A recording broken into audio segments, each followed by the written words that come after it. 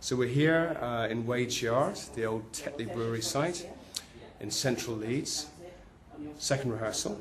It's going very well. We've got a really good group of riders.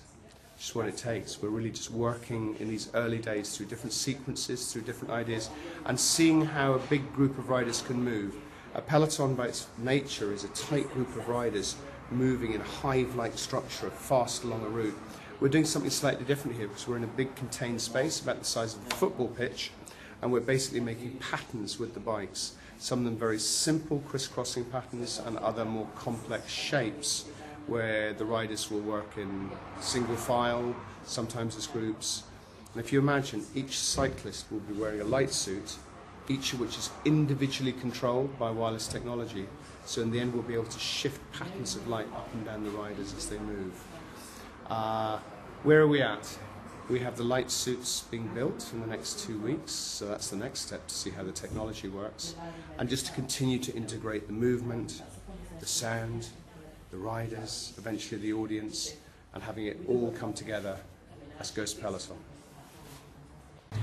It's an interesting concept to have a dance company and cyclists working together, but the Ghost Peloton was absolutely ideal for Phoenix Dance Theatre to be able to work together.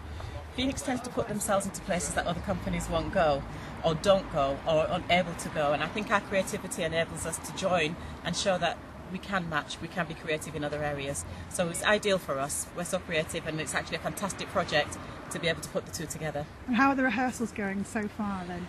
Good. I mean, surprisingly, the last rehearsal we had, there was a few collisions because actually in my head it's still colliding. But in terms of thinking it through, and also what I've got to imagine is what we can't see yet, which is the darkness and the light suits and the kind of the visuals behind the lens of a camera. So in a way, I'm surprised how well it is going and how well the information and instructions are being taken on board. So I'm really excited.